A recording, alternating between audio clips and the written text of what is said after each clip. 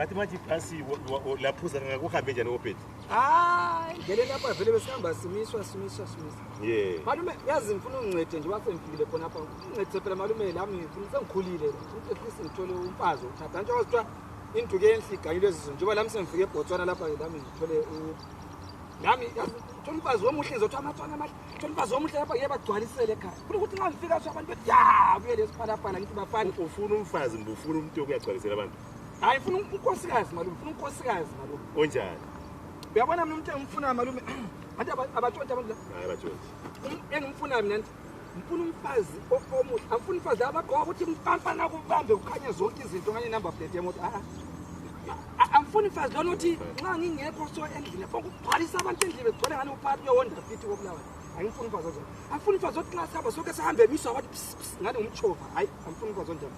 Yamzonke umfazi bali umohlahla mthi asefona ngabantu ngani umalayitsha. Angifuni umfazi onjalo.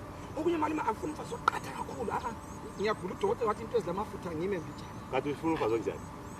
Athi ngiyachasisa malima uthi ngifuna ngiyabagcwalisela. Zwana.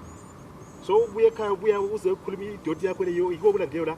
Hayi malima anti ngiyatsho. Hayi zwana Obert. Mina somuntu okudlala. Ngikuthathisa ipassport ngithi woza la. Ubuye ukhuluma into zakho. Ngifuna umfazi onje. Yini amaphile. Umfazi into ofuna ukuyithatha naleyi. Yinto ofuna ukuyithatha zwana Obert.